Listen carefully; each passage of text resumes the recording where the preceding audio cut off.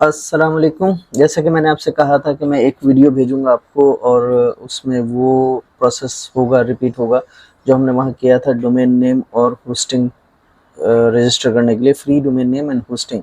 उससे पहले मैं एक थोड़ा-सा रिकॉल कर देता हूँ कि हम किस तरीके से जो हमारा कोर्स है वेब डिज़ाइनिंग एंड डेवलपमेंट का, तो उसमें हम जो चीज़ें कवर करने जा रहे हैं। तो सबसे पहले हमने डिस्कस किया था कि हम डोमेन नेम क्या होता है। सबसे पहले हम यहाँ से थोड़ा-सा मैं इसका बढ़ा देता हूँ।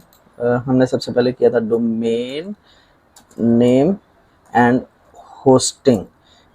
ये 2 चीज़ें डिस्कस की थी और हमें इस कोर्स में आगे बढ़ने के लिए हमें एक अदद डोमेन नेम चाहिए होगा और एक अदद होस्टिंग अकाउंट चाहिए होगा। अब ये होस्टिंग क्या होता है और ये डोमेन क्या होता है? डोमेन सबसे पहले हम होस्टिंग समझ लेते हैं कि जिस तरीके से फ़र्ज़ कीजिए कि मेरे पास यहाँ ये मेरा कंप्यूटर है और यहाँ पर आपको ये सी ड्राइव नज़र आ रही है और ये डी ड्राइव नज़र आ रही है। तो ये एक्चुअली हमारी जो है वो स्टोरेज डिवाइसेस हैं।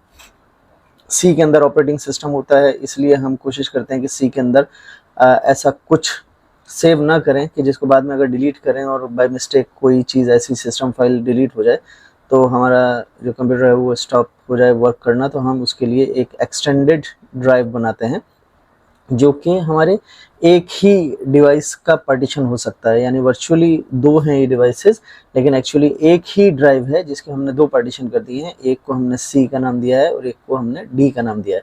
अब डी के अंदर जब हम जाते हैं तो यहाँ पर मल्टीपल फ़ोल्डर्स हो सकते हैं, जैसे ये मेरा फ़ोल्डर है RHN और RHN के अंदर भी मल्टीपल फ़ोल्डर्स हो सकते हैं। जैसे फ़र्ज़ कीजिए कि ये कैनपियो का एक फ़ोल्डर है और कैनपियो के फ़ोल्डर में भी एक मल्टीपल फ़ोल्डर्स हो सकते हैं, जैसे ये लोकल न्यूज़ का फ़ोल्डर है।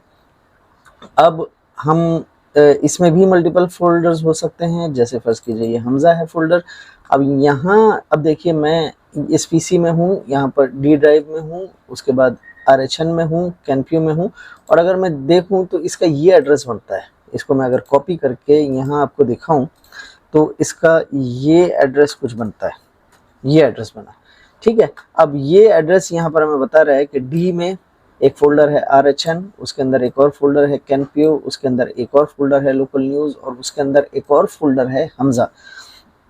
तो अगर मैं ये यहाँ से कॉपी करने के बाद मैं इसको यहाँ से बंद करता हूँ और दोबारा जब मैं ये फ़ोल्डर खोलता हूँ यहाँ से, अब मैं बजाय इसके कि यहाँ पर फिर वही प्रोसेस दोहराऊँ, डबल डी में जाऊँ फिर RHN में जाऊँ, मैं सिर्फ यहाँ ये जो एड्रेस बार है हमारा, ये है फाइल एक्सप्लोरर, इसको हम कहते हैं फाइल एक्सप्लोरर। यहाँ पर लिख के और मैं यहाँ पर वो एड्रेस टाइप कर देता हूँ जो हमने बनाया था और डायरेक्ट मैं जब इस पर करता हूँ तो देखिए डायरेक्ट हम वहीं पहुँच जाते हैं। तो ये हमारी जो फाइल्स हैं, जो फ़ोल्डर है उसका एक एड्रेस होता है। बिल्कुल इसी तरीके से क्या होता है कि एक अदद इंटरनेशनली एक बहुत बड़ा सर्वर होता है जिस पे स्टोरेज जो है वो बहुत बड़ी तादाद में होती है। तो हम उनसे ये कहते हैं कि आप अपने कंप्यूटर पर हमें एक फ़ोल्डर बनाने दें और हमें एक फ़ोल्डर की जगह दे दें। तो वो हमें क्या करते हैं, उस का जो नाम होता है उस कंप्यूटर का नाम, उसको हम सर्वर जो है थोड़ी देर के लिए सपोज़ कर लेते हैं। सर्वर पर हमें एक अदद फ़ोल्डर दे दिया जाता है, फ़ोल्डर हमें स्पेस दे दी जाती है, स्टोरेज हम परचेज़ कर लेते हैं उनसे और उस स्टोरेज डिपेंड करता है कि कितनी हम लेते हैं, उस स्टोरेज का एक एड्रेस होता है और उस एड्रेस को हम डोमेन कहते हैं।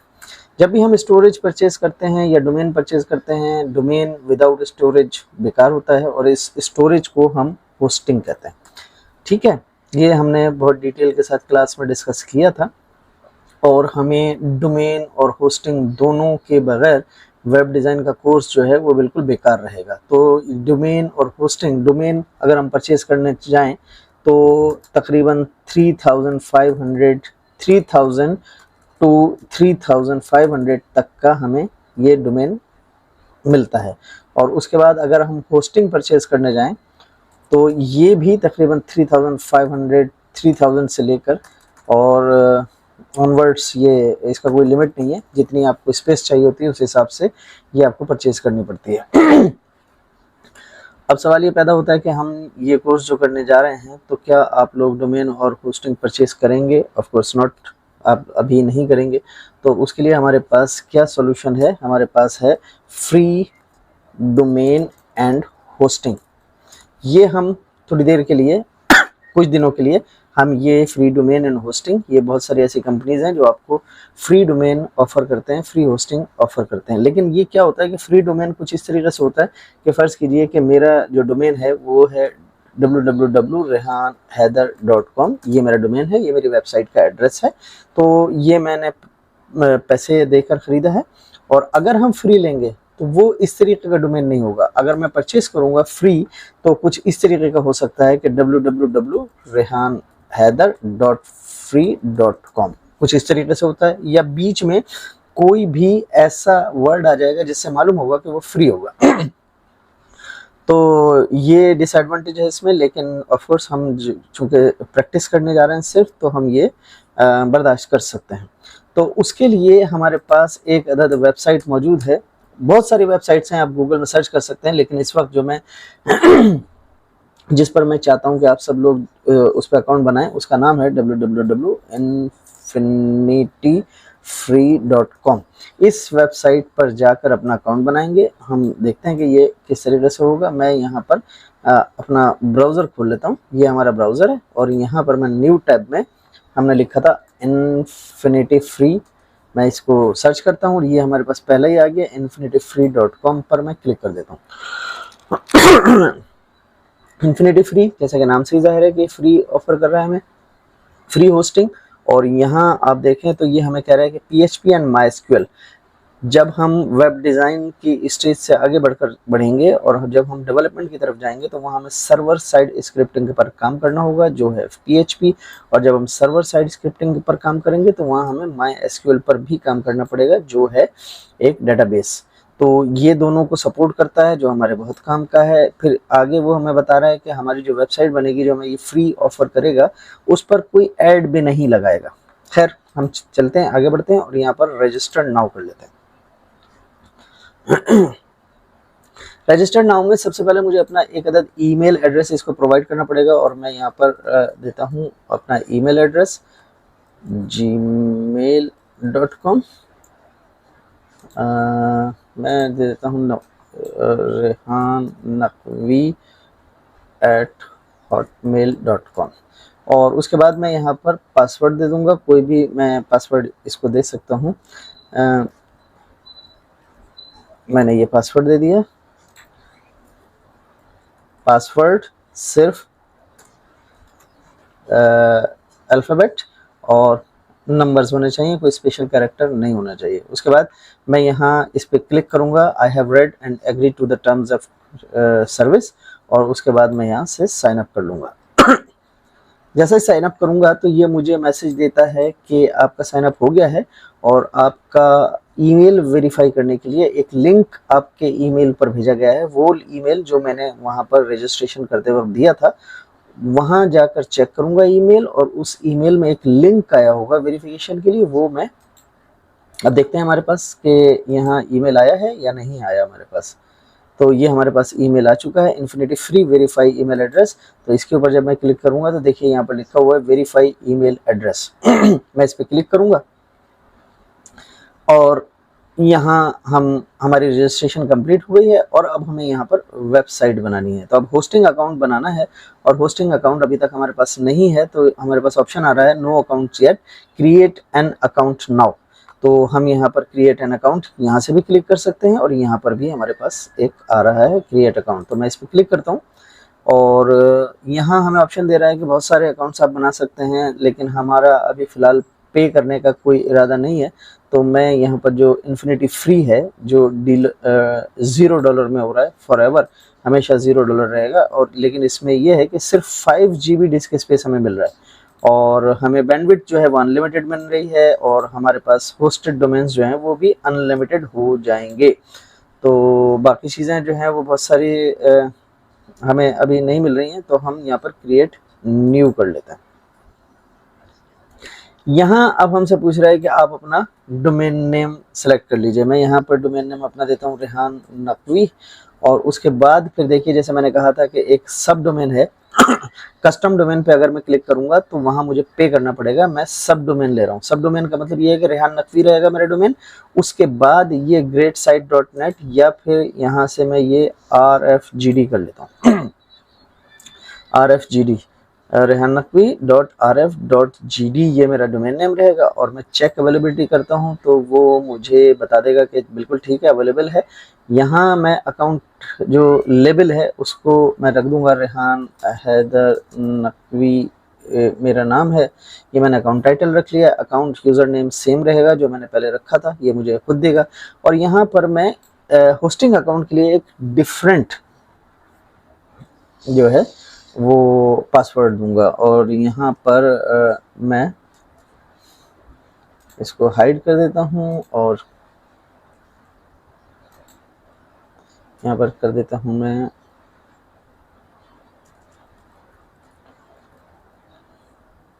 ये मैंने पासवर्ड दिया। और फिर उसके बाद ईमेल कंसेंट आई अप्रूव। और यहाँ से ये सब कुछ हो गया और अब मैं क्रिएट अकाउंट कर लेता हूँ। मेरा अकाउंट क्रिएट हो गया है और अब हमने कंट्रोल पैनल में जाना है। ये हमारे पास मैंने क्लिक किया और यहाँ से कंट्रोल पैनल ओपन हो जाता है। यहाँ एक दफ़ा और मुझे अप्रूव करना पड़ेगा, आई अप्रूव। ये हमारे पास कंट्रोल पैनल आ जाता है। अब अगर मैं अपना जो ईमेल एड्रेस चेक करूँ तो यहाँ एक और ईमेल आया होगा मेरे पास। मेरा सारी डिटेल आई होंगी। मैं इसको रिफ़्रेश करता हूँ और देखता हूँ कि यहाँ एक और ईमेल आईडी आई है कि नहीं आई है। इन्फिनिटी फ्री नहीं आया अभी तक। अदर में देख लेते हैं, फोकस्ड में देखते हैं, ये आ गया। अभी तक हमारे पास एक और नहीं आया है। मैं एक दफ़ा और रिफ़्रेश करता हूँ जहाँ पर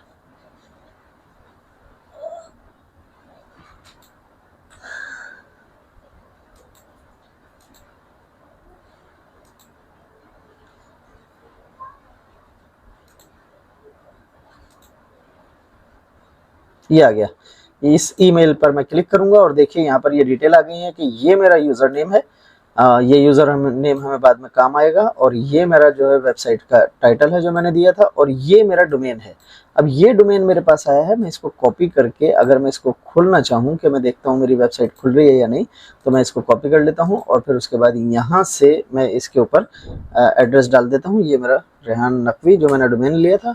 और मेरी वेबसाइट हो गई है, खुल रही है। और यहाँ पर कुछ प्रॉब्लम कर रही है ये। मैं दूसरे ब्राउज़र में इसको खोलने की कोशिश करता हूँ, यहाँ देखता हूँ।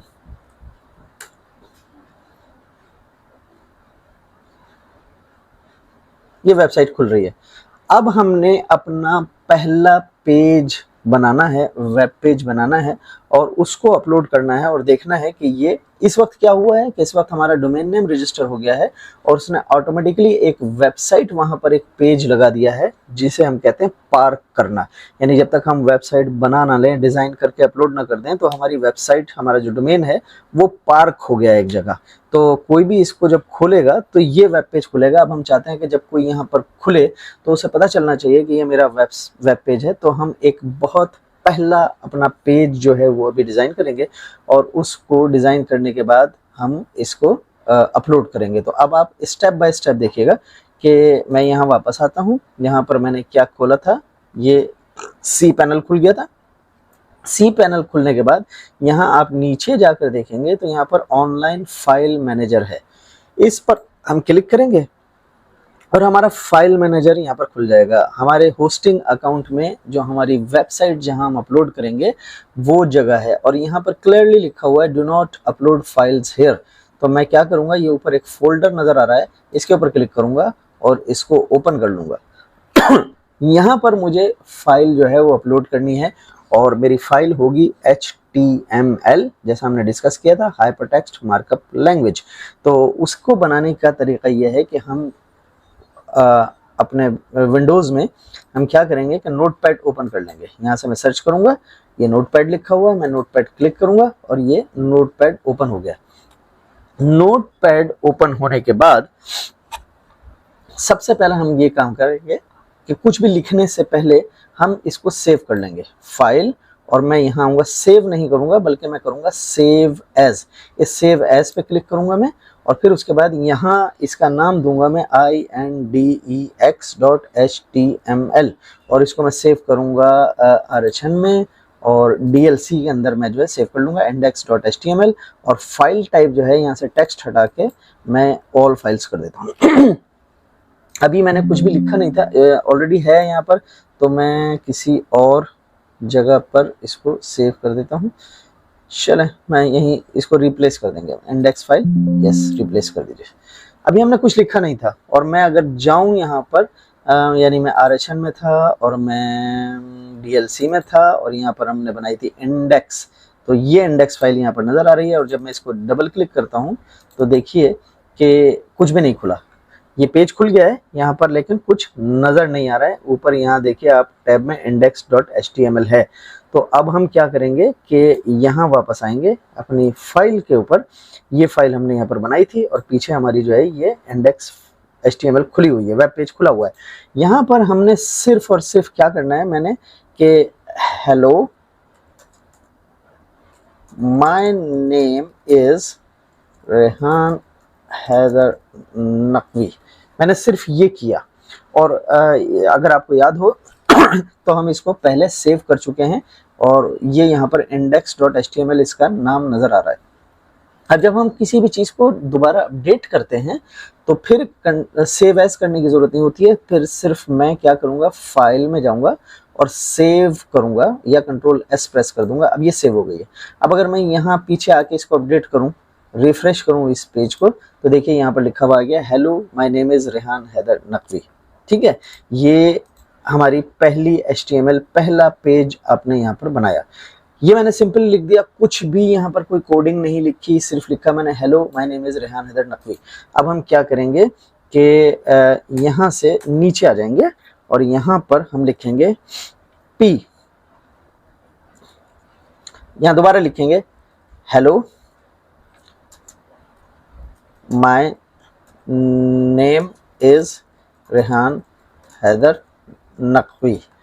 तो क्या होगा कि ये दोबारा उसी तरीके से लिखा जाएगा, लेकिन क्या ये इसी तरीके से लिखा हुआ आएगा, यानी कि नई लाइन में लिखा हुआ आएगा या नहीं। हम Ctrl+S प्रेस करते हैं, मैंने सेव कर दिया, और दोबारा मैं इसको रन करूंगा तो ये देखिए ये नई लाइन में नहीं आया, बल्कि उसी के आगे जो है वो इसने लिख दिया है। तो HTML जो है वो समझ नहीं पा रहा है कि किस तरीके से। तो अब हम क्या करेंगे, इस लाइन में यहाँ हेलो से पहले क्या कर देंगे कि एक लेस देन का साइन बनाएंगे, और फिर उसके बाद P बनाएंगे, और उसके बाद ग्रेटर देन का साइन, इसको हम कहते हैं टैग। इसको इस तरीके से लिखेंगे, और फिर यहाँ जब एंड हो रहा होगा तो अगेन हम लेस देन का साइन बनाएंगे, और अब हम स्लैश बनाएंगे और P बनाएंगे, और यहाँ पर बंद कर देंगे। इसका मतलब ये हुआ कि यहाँ से ये जो टैग है ये शुरू हो रहा है, और यहाँ पर ये टैग ख़त्म हो रहा है। ये कहलाती है HTML। अगर मैं इसको थोड़ा सा बड़ा कर दूं तो यहाँ से इसका जो फॉन्ट साइज़ है, ये फॉन्ट है, तो मैं इसको थोड़ा बड़ा कर देता हूँ ताकि आपको नज़र आ जाए। ये 28 कर दिया मैंने, ओके, ये आ गया। ठीक है, तो मैंने क्या किया कि ये P जो है ये बना दिया hello my name is Rehan Haider Naqvi, और फिर उसके बाद जहाँ भी ये ख़त्म हो रहा है ये P मैंने बंद कर दिया। यहाँ पर स्लैश नहीं है, जब ये बंद हो रहा है तो यहाँ पर स्लैश है। इसका मतलब है कि ये टैग जो यहाँ से शुरू हो रहा था वो टैग यहाँ पर ख़त्म हो रहा है। और अब मैं इसको Ctrl+S कर दूंगा, और अब जब यहाँ पर इसको मैं रिफ्रेश करूँगा तो अब ये देखिए नई लाइन में आया। ठीक है, और इसी तरीके से अगर फ़र्ज़ कीजिए कि मैं यहाँ दोबारा आता हूँ, और फिर इसका फ़ॉन्ट बहुत ज़्यादा बड़ा हो गया, ये मैं इसको थोड़ा सा छोटा कर देता हूँ। 48 नहीं, बल्कि मुझे चाहिए था 24, ओके 24 कर देते हैं। अब देखिए यहाँ पर फिर हम नीचे आएंगे, और नीचे फिर मैं करूँगा रेहान हैदर, बस रेहान हैदर कर देते हैं, ज़्यादा नहीं लिखते। और मैं क्या करूँगा कि यहाँ पर मैं अब ये अगेन ये दो चीज़ बनाऊँगा, और यहाँ पर P लिखने के बजाय मैं लिख दूँगा H1, और यहाँ पर H1 क्लोज कर देंगे, H1 क्लोज कर देंगे। ये हमने क्लोज कर दिया। ये देख रहे हैं आप, ये यहाँ पर H1 ये टैग बनाया, और यहाँ पर H1 को क्लोज कर दिया।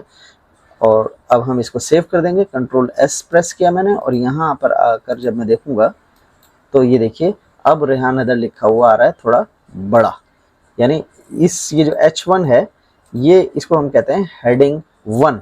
अब क्या करेंगे कि मैं इसको यहाँ से कॉपी कर लेता हूँ, कंट्रोल C प्रेस किया मैंने और नीचे लाके मैं इसको पेस्ट कर दूंगा और यहाँ कर दूंगा मैं H2 और यहाँ पर भी कर दूंगा H2 और कंट्रोल S प्रेस करके अब मैं जब इसको यहाँ रिफ्रेश करूंगा तो ये देखिए कुछ इस तरीके से आ गया, ये छोटी हेडिंग आ गई।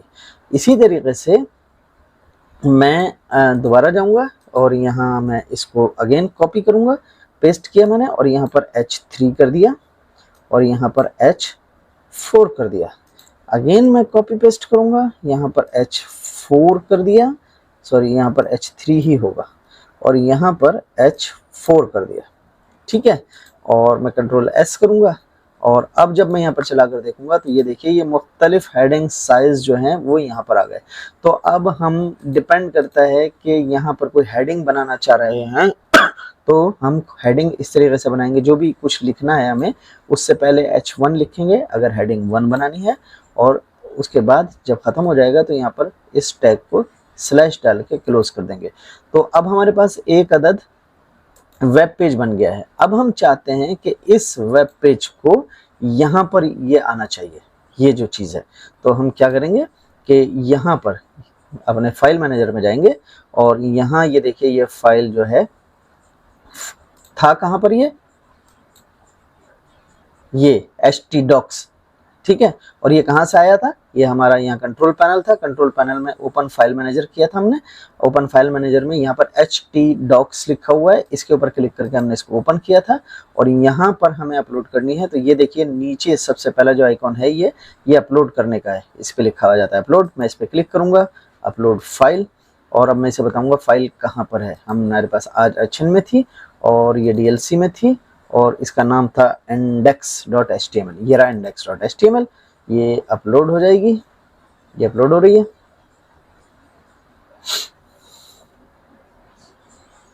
जैसे ही फाइल अपलोड होगी आपको यहाँ पर फाइल दिखेगी। अभी यहाँ पर सिर्फ 2 फाइल हैं, ये हमारे पास आ गई index.html। अब हम देखते हैं कि क्या ये चल रही है कि नहीं चल रही है। तो हम यहाँ पर आके हमने अपना डोमेन जब खोला था तो ये डोमेन पार्क हुआ था। अब हम इसको रिफ्रेश करते हैं, देखिए हमारी फाइल यहाँ पर आ गई।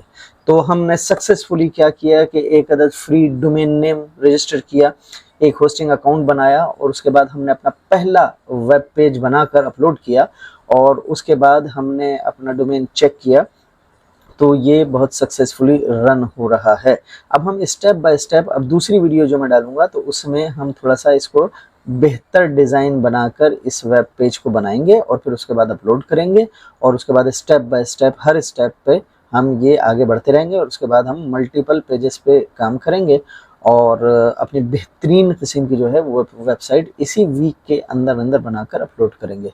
तो अभी इसकी जो है वो प्रैक्टिस कीजिए कि एक अदद अपना वेब पेज बनाइए और उसको अपलोड कीजिए। जिन लोगों ने अभी तक अपना डोमेन और होस्टिंग अकाउंट नहीं बनाया था वो बनाएं। अपना डोमेन, जो ये डोमेन है इसको याद रखें, इसको कॉपी करके अभी मैं आपको एक लिंक दूंगा।